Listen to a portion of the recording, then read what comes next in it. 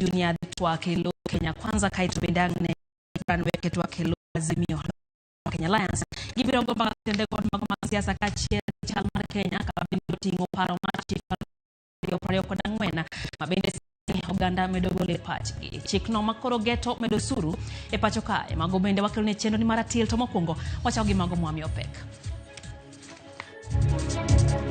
We will not allow our son to go through that at all. Kama mbaya madharau yoyote kwa Rigathi Gachagua ni madharau ya mlima. Jotelo mamasawa mar piny Kenya osiemo jatend piny Kenya William Ruto ni owek jwango jalup ne Rigathi Gachagua e chenro mag piny owacho. Odwa kelo betri gini matiyo gi solar sege. To once no kethore spare onge gigo dhi bedo dump. Kembe mag betri kod mag modhi ogolo ywak ne paro mar chik mar omenda ma higane dhi hinyo sekta no nikech osuru ma iketo juogi ewi mwandu magiloso. Ano tamata nyuol no ai chunya ne Kenya. Ka ng'ama ko ich adwa dhi nyuol idwa tera muoch kaya idwa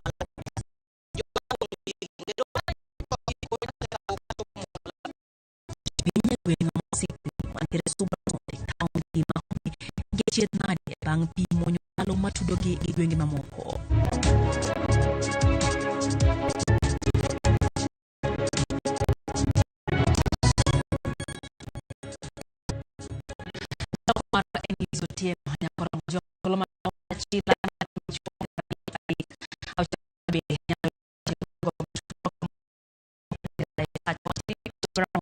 Kenya bende warwake pachi ya mwaka huu na machiegni ninga Lydia Hokeyo. Jatend piny Kenya William Ruto chano timo limbe piny Amerika kochakre wuok tich mar jumane. Ruto egeno ni biro timo limbe boma Atlanta, Georgia. Hemko mar kar somo mar jatend piny miluongo ni the Carter Presidential Library e kind kuonde mamoko. Limbe jatelo no biro geto manyo thuolo mag ohala kod tego winjruok e kind Kenya kod piny mar Amerika. I'll now go to the itinerary, starting tomorrow in Atlanta, Georgia. President Ruto's visit will commence there. He'll visit the Carter Presidential Library and Museum to emphasize the two countries' shared commitment to governance, democratic values, and anti-corruption efforts. The President will then visit Ebenezer Baptist Church to pay homage to the civil rights struggle and emphasize how religion can be a force for good. The third area of engagement tomorrow, that is on Monday 20th, in Atlanta, Georgia, will focus on the U.S.-Kenya Health Partnership at the Center for Disease Control, CDC headquarters. Among key announcements will include the new CDC-KEMRI partnership. On Tuesday, still in Atlanta, Georgia, the President commences his second day at Spelman College, where he will discuss the critical role of higher education, particularly science and technology in enhancing Kenya's human capital development, which is critical to attracting investment that solidify Kenya as an appealing destination for tech jobs for both present and future needs. There will be huge emphasis on trade and investment, and in particular in the area of trade, as you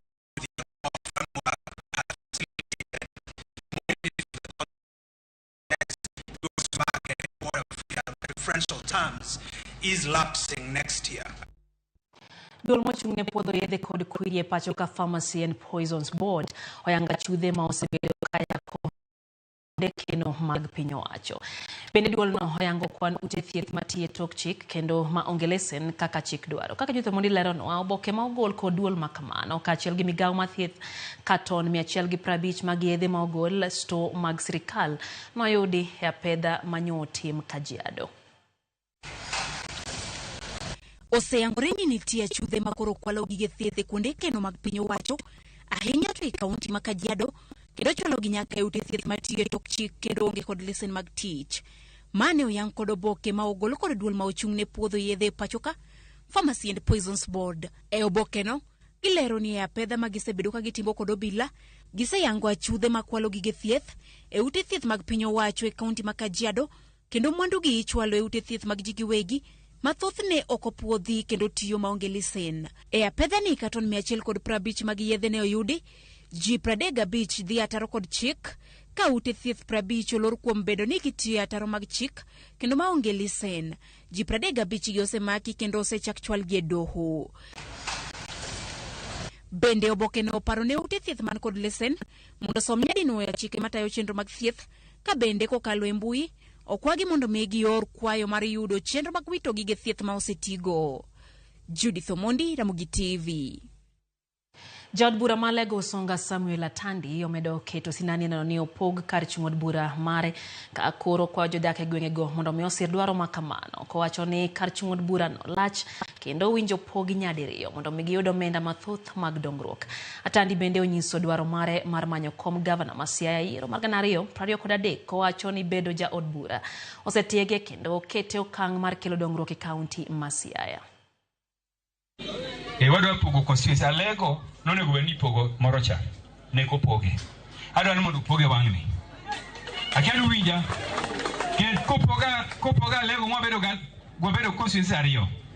To pesa ma UDC die biro diriyo. Sani anwango $1,150,000 wadhi dogo $300,000. Akianu winja mane lweny maduong' man go sani. Omiyo adwaro mondo uchung' ng'e wiye. To en lweny midhi go e parliament. Idhi go e 2027 2032. Ket kanye ma ji dhi lare constituencies. Kanye mudwaro nubedo gi MP ma wiyo chiek. Udwaro ubedo gi MP mathuon. Mako loso to president rango piny. Akianu ng'e wachno. Omiyo adwa ni kura modhi go 2027 kura modhi yiero go ka Alego bedo constituency ariyo kata bedo gachiel. Piny owacho geto medo suru e wi bech betri kokalo kuom chik mar omenda mar 2024 kaka yor jiwo mwandu mag sola kendo bero chal kor lwasi ma lokruok mare osebedo ka kelo midhiero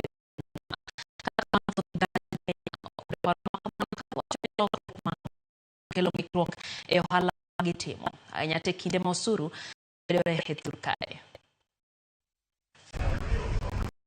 E paro mar chik mar mag 2024 piny owacho geto medo suru e nengo betri gi $750 e wi kilo ka kilo mar betri kaka yor bero chal mar kor lwasi. Manyiso ni betri mar nyamburko mar kilo 12 masani uso $8,500 biro medore gi $9,000 ka nengoni ibiro medi nyaka osuru mar VAT. Pononi okadh paro mar chik makamano. Betri mar kilo 12 no ibiro usi $17,500 ka betri mar sola mar kilo 60 ibiro med beche gi $45,000. Paro makama okwedi gi riwruok mar jogo maloso betri pachoka ma wacho ni okang' ma biro ketho seno kabine ibiro mondo piny kae ma inyalo negi omenda maduogo. Osuru go bende geto kelo lokruok e bech mwandu mamoko machalo kaka masinde mag chwalo duol kata microphone, sipika, rawinji kata earphones, ATMs, masinde mag kwano omenda, tile nigni kod nyamburko kaachiel gi mono mamoko kama oting'o diapers ma inapo godo nyithindo ka otese boyo mwandu bende ibiro med bechgi. Moko kuom jopiny wak ni okang' makama biro ketho alwora kaluwore ni pono ni sola go kethore gin gigo ma iwito kendo onge kaka nyalo losgi gino ma giwacho ni biro medo kelo midhiero ne oganda. Mokwongo kidwa kelo gimoro nyaka ibed ni spare magino is available. Nikech seche ma an koro dwa kelo odwa kelo betri gini matiyo gi solas go to once no kethore spare onge gigo dhi bedo dump. Onego bed ni mag sola go bira to magi be adhiya koro wang'iyo go mos ka spares mag pikipike go biro. Johala e sekta mar jua kali kod loso geche ywak ni betri magi thoro tiyo godo e chenro magi kaluwore ni tije yot. To kata kamano chik manyienno biro kelo ng'ikruok e chenro magi. E ngima ma wantiere mwasebedo kwa ng'iyo gi betri gi sola be kaka waneno kaka tiyo. Pogruok nitie mang'eny nikech gari maringo tidhi chak idhi chaje mano ok en gari. Betri en gima wakawo to waketo to gari chache alternately. Wan gi alternator matiye gari. Mok wanyal ting'o gimoro wachak watero kaka mota to wachak wadhi wachajo ni eka gari oringi. Mano ok nyal timore e ngima ma wantiere sani. Omiyo wan wakwayo ka betri onono momigo chaje oket malo ong'ie gimoro machielo. Ka sirikal pok okelo option mar gimodwa golo kik okele mondi to nikech japiny mondo mi ong'e gimoro ok yot. Dhi kawe thuolo mondo mi odhi ong'e gi gima sirikal okelo manyieno. Miyo kapok okelo ma to kuok okelnwa option ni ka wagolo uwe diesel to option mar solar ni ergo to beche bende en affordable koso dhi hinyo jofuko nikech already kaka gik moko sani gini japiny osehinyore. Kapod wang'eyo mago motenore kod paro mar chik no nyakwar Mgajwang' kembe maloso modhi mag tedo golo ywak ewi paro mar chik mar omenda ma higa ne kaluwore gi osuru makoro paro no lieko ni ibiro medo ewi nengo mar waro modhi kata excise duty. E ote margi kembego wacho ni keto osuru mar 25% dhi medo nengo mag modhi kendo mano nyiso ni nengo chiemo dhi medore gi chiegni 80%. Bende giwacho ni kaponi paro mar chik no kadhi to chenro mathoth mag jopiny dhi chung' nikech pek mar ochumi madhi bedwe. Osuru no kembego wacho ni dhi miyo nengo mwandu mamoko matiyo gi modhi dhi medore kendo keto ngima jo Kenya kama tek.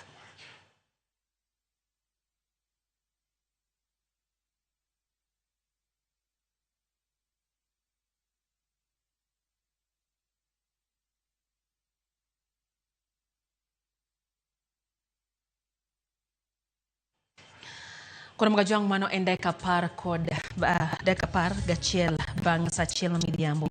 Chendo en datilero kamano kuom kete mane Ramogi TV no ka Pastor Omondi Otiche mar gimonyore wacho kanyo ni gin gi Archbishop Odhiambo Gura gi jagoro Samuel Atongo bang' lemo gi keto wang'e chendo mar ratiel.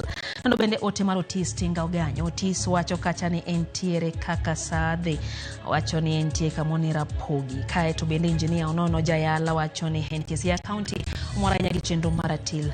Lawi Wuoda Dore wacho kanyo ni entiere kumoro ni Rinya one Ramogi TV yo makare kata kamano wacho ni sirikal mar Ruto ni ng'anyo ng'enye manade wacho ni weche bende dhi matek kutendre gi weche mag osuru. Oscar Jagem Sinaga wacho ni Ramogi TV very clear kaito wacho ni entie kumoro miluongo ni Imbo Mwalimu Jael gimono Ubana de kantiere Migori County giwacho ni giseche kien gimoro ahinya gi chendo ni mar ratiel.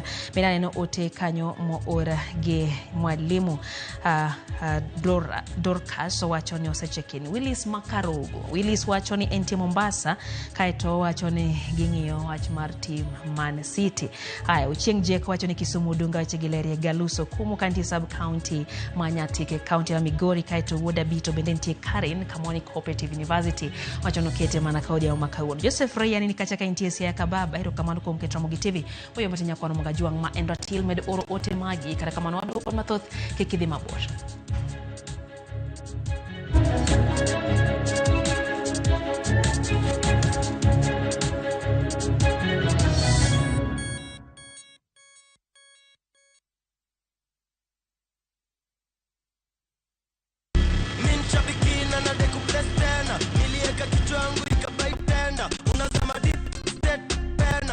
Nikaingia kwa mkahawa, mimi kichwa yangu akili zangu zote ilikuwa kwa nyama choma. So sikuona bado inafanya. Nilienda tu kukaa chini na nikarudi kwa simu. Kwanza bado inaadhana. Nilistuka sana na nikakaa shout immediately. Niliona hivyo hata nyama nilikuwa nimependa, nilijaribu kutafuna iko ngumu sana. Sikukula tena hiyo nyama. Mimi ni mkulima na niko na projects. So ni kuendeleza tu ukulima yangu na projects zangu. Ukichukulia ikuwe ni rahisi na ujue vile mtakaa na captain mcheze mzuri utaielewa. Lakini with the time the more unacheza the more unapata experience na unajua jinsi ya kucheza. Aviator ya Shabiki.com inakupa the biggest multiplier in Kenya. Shinda up to 50,000 times your stake. Yani ukiweka stake ya 100 bob, ndege ipeperuke, unashinda 5 million within seconds. Na ndege pia ikifly away, Shabiki.com inakupatia 5% refund ya stake yako kila siku. Usikubali kulose. Changamkia Aviator on Shabiki.com. Not for persons under the age of 18. Shabiki.com is authorized and regulated by BCLB license number 587. Make the most out of the rains by storing water with Powertank. Powertanks are crafted from food-grade polyethylene, UV stabilized and double-layered for unparalleled durability. Powertanks are backed by a 10-year limited warranty with an expected lifespan of over 30 years plus. We offer free nationwide delivery. Buy online or call 0779 000 000 to get your Powertank. Feel and chill with Powertank.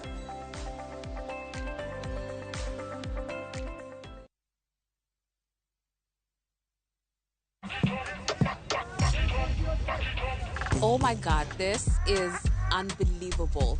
I know, it's amazing. So much more local stuff. Ooh, and we are on it too.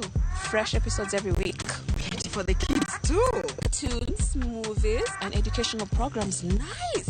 Finally, some peace in the house. Oh, look at that. They have international stuff too. Movies, great hit shows. Makes you just want to curl up and binge watch for years. Guys, I'm trying to catch up on single Kiasi. I need the tips. Okay, ladies, we're rolling in 5. Is there anything else that you need? Now that you ask, can I get your number? Shika, the new Showmax app today for all your favorite local, international, and kids' hit shows and movies from just 300 shillings a month. Shika Showmax, streaming for Africa.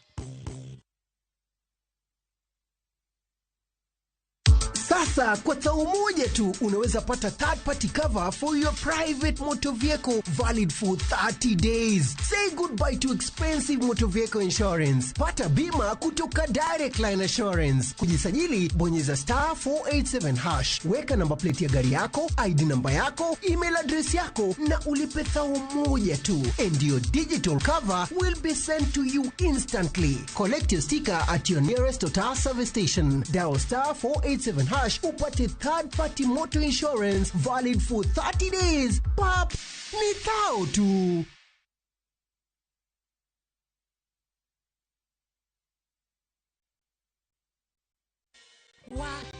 Lakini vile hii ekonomi imetufinya, ilinibidi kubadilisha sabuni nikatumia ingine rahisi. Bala, ilibidi nioshe kila kitu mara 2. Sikuwa na otherwise, nikarudia Ariel. Ariel, usafi bora kwa mwosho mmoja tu.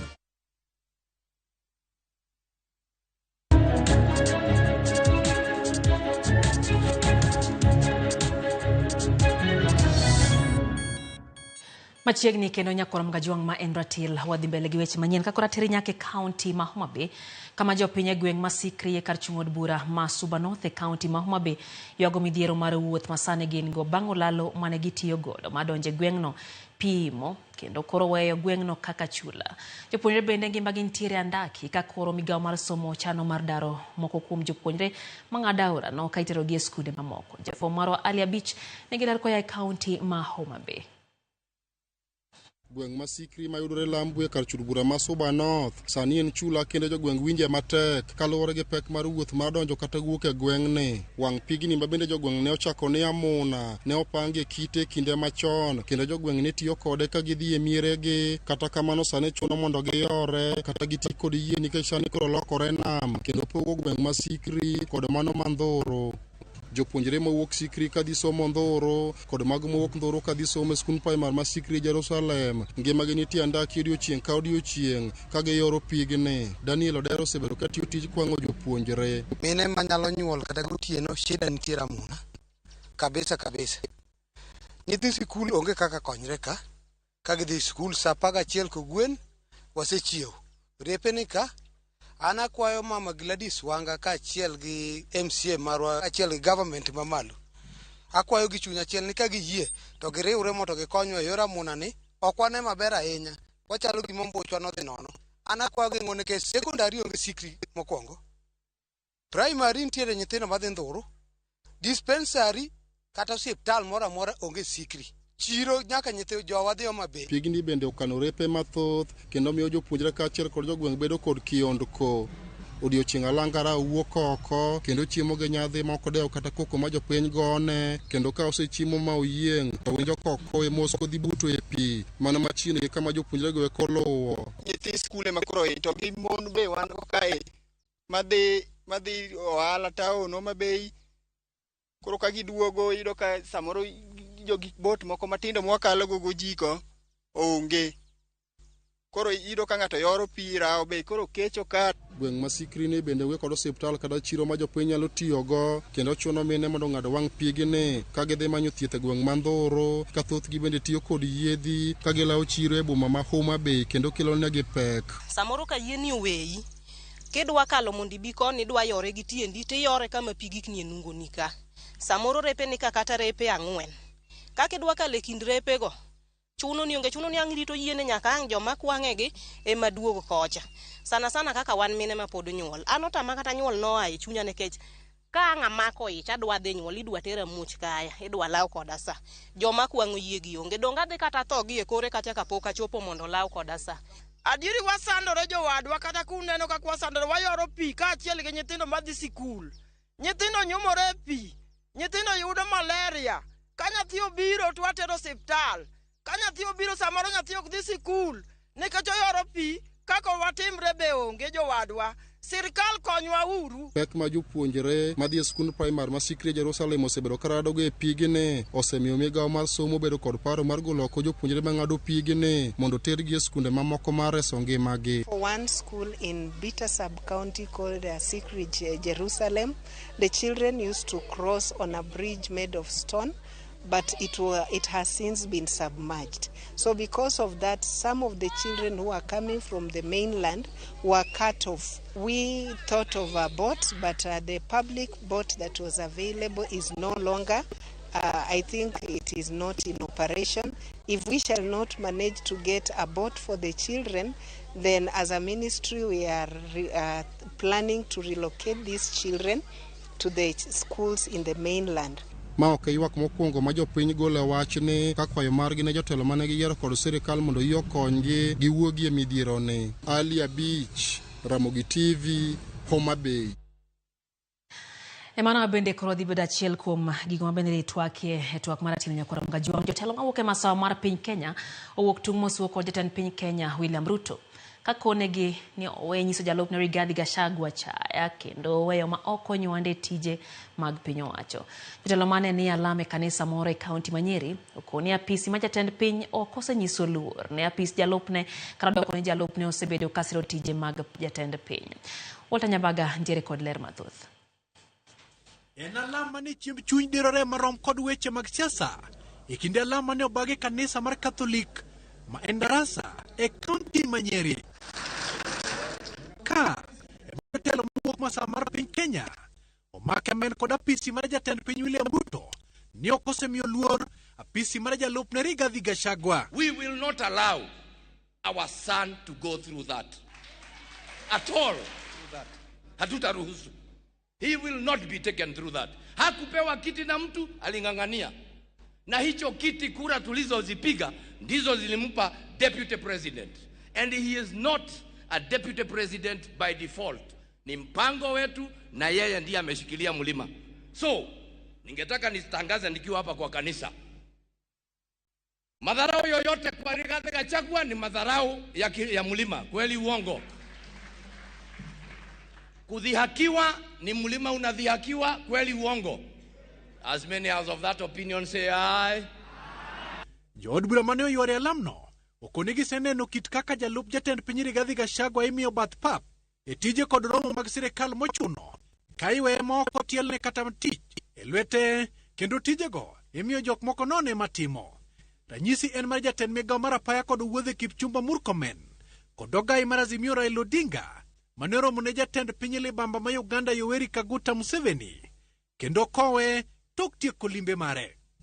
Na ni makosa sana tukifika mwaka moja na nusu alafu tunaona dalili ya watu wengine wanataka kutuletea vita katika mlima. Jood burago obedo gele kagi wacho ni Rigathi osetiyo matek ne William Ruto item kete tenge to mano biro miyo geng'wano piendegi oko sirikal mar William Ruto. Si appointment kama ya waziri, yeye alichaguliwa alongside the President of the Republic of Kenya. And what we are saying, an elected deputy president, sio mtu wa kurushia maneno. So the deputy president of the Republic of Kenya was elected alongside the president. Bangda biro kapoko ne twang' law jalup jatend piny Rigathi Gachagua kata umbe koloso kaka pile. Rigathi owuon kane golo twak banglal to ne okuoyo pi mang'ich e wechego kendo nego taya e siasa mantiere kinde kod jatend William Ruto. Hii mambo maneno mingi imeongewa hapa ya siasa. Nothing. The reason being, Rigathi Gachagua, deputy president, is a man of few words. And if you have followed my politics in the last 10 months, I talk less and do more. Kata kamano, jawachi loka jot ma jatend piny Hussein Mohamed mafungore ni awayo jogore gi lak e kindi jatend piny William Ruto kod jalup ne Rigathi Gachagua. About the deputy president and the president, to my knowledge, there is no issue, Chef. And of course, the Deputy President's office is an office with all the capabilities and competencies. If you want to ask any question or find out anything about the Deputy President, they have all the capabilities and you can find whatever information you need there. Walter Nyambaga, Ramogi TV. Naka isinya koromga jog manana chiel kum gigo mbele twakie kanyo hetwak maratil nabiro manadaka machuok bang mae wadhi mbele riwruok ma ok mar piny owacho mar support for tropical initiative in poverty alleviation na koro dwaro mondo mi los chike moko ma koro biro rito ratiro mag punde e pacho kae jotito kinde nyasi mar dialo punde county poni ber kairi to lerno nikech kony magichiwo ne dhano to kata leno to kata kony magichiwo ne dhano to mabiro mana timore ka ok oket chike mag kumo ji marocho ratiro mag punde. Jafom marwa Judith Omondi ntiere kod ler mathoth. Won punda ka won punda gi punda ne moro ka moro ko wuok pacho nyaka e pap makolal e kar chungudo bura mar rieda en nyasi mar dhialo ber ma punda nigo e ngima dhano gi jopuonjre mag skunde ma bende ne ochopo ka mar yudo puonje wi kaka inyalo rit punde. Jolony e riwruok ma ok mar piny owacho oyango chenro ma gin go mar dhiro chike mabiro bedo ka rito ratiro mag punde e pacho ka otelnegi kod jatatije mar riwruok mar support for tropical initiative in poverty alleviation gikoni bed ni nitie chike marito ratiro mag le e pacho ka punde ok osebed ka irito kaka winjore. Samoro kwaloso to iwacho gani nitie chike mag le duto ma dhano rite e dala to kirango malongo to onge. Sani kidhi e chiro e agrovet to yedhe mantie gin mag animals moko meg le moko tok mar punda koro nikech polisi onge jomaloso yedhe bende okel kata mar punda nyiso ni thieth bende punda ok yud maber. Director mar riwruogni ma bende osebedo ka tiyo machiegni kod weg punde e kaunti ma Siaya, Kisumu kod Homa Bay koni ber ka anyuola mar punde irito kendo medo dongore ka bende yengo mar punde pacho ka giango ni medore maponi ok orid chike to ji mathoth biro chako chamo ring punde pacho ka. Yando ng'emana ni ndei ya Limuru emi yange punde e bungu to wang'ni nyocho ochopo mana Ukambani kucha sani nitie weche matek gigi lokre okinyi gotieno jomafundu goye koriek koro wadhi mbele gi mondo waket chike. Productivity of the animal is very low and hence comparing productivity to slaughter, then we will end up seeing extinction of this species. So that's why we are talking about we want these species to be protected to the future because a lot of people Africa happening to be in the developing world, a lot of people depend greatly on these animals.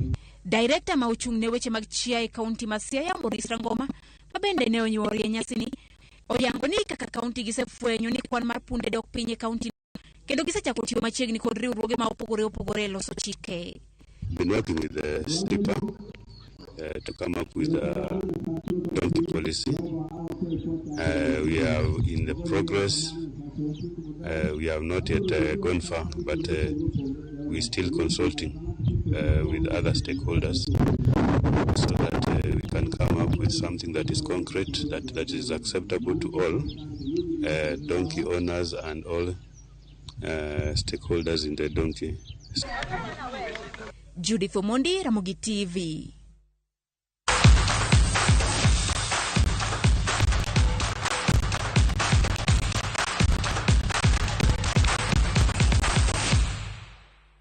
E pao tuke nyakoro mga Jwang Gor Mahia oloyo okombe mar adhula lig maduong' pacho ka kama en okombe margi mar 21 e historia mar tuke mag adhula.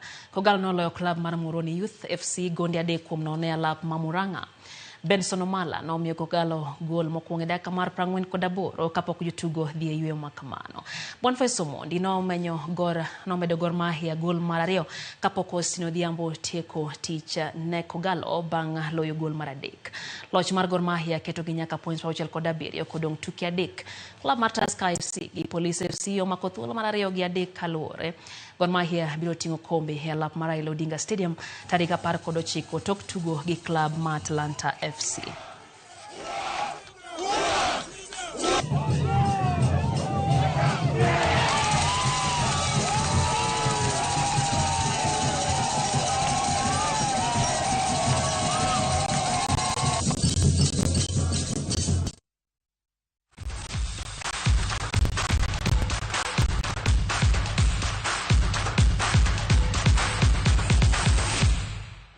Ikanye mwatieke chenro mokwongo okang' mokwongo mar ratil Monica Kumu nyisa kacha ni entie kodwa gioma kodhoge en ni sirikal dwa nego oganda jo Kenya gi wach mar usuru. Wacho ni lwedo ok romre. Chiemo mane miyo oganda e skul kan nyithi skul e skunde bende koro golo wach ne wacho ni mano gik madhi inyo nyithindo. Wacho ni ang'o miyo sirikal timo ne oganda gima kama. Mano Monica Kumu ero kama Monica kuom report utima kamano. Katuma madhenge kato wacho ni entie Nakuru Kabarak. Wacho ni Gachagua gikone to wuok oko kawuono. Wacho kanyo ni toke offense kuom ndalo machuok. Kata kamano wacho ni Kenya Kwanza samoro to makodhoge ahinya. Tim Arsenal wacho ni olamo ne mondo kaw league kora mgajua odugo sadek gi chenro mar oyimore kanyo omiyo medkete mane kanamo gitiyo kata kamano weye lwet George Bati gi twak mar atila nyisi ne gidhi gombaka mag siasa nyato siasa mago mag alora mag God Kenya gi mamoko ka bende gin kanyo gi Omulo Junior madhi twak ilo Azimio la Umoja One Kenya Alliance kachiel gi Weke Brian amde de twak ilo Azimio Omulo dhi twak ilo Kenya Kwanza twak mapido daka machuok bang' ma omiyo kikini maboro sebedo jaloko marwa Lizo Tieno nyinga Lydia Okeyo oriti masane.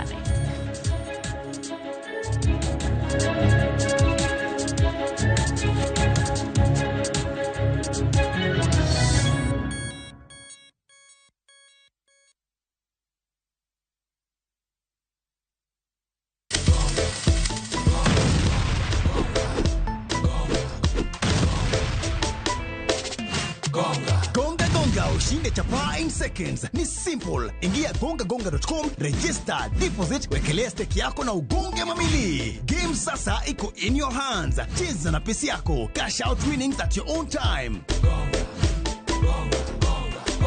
Gonga gonga ushinde sasa. Airuhusiwi kwa walio chini ya miaka 18. Imesajiliwa na BCLB number 359.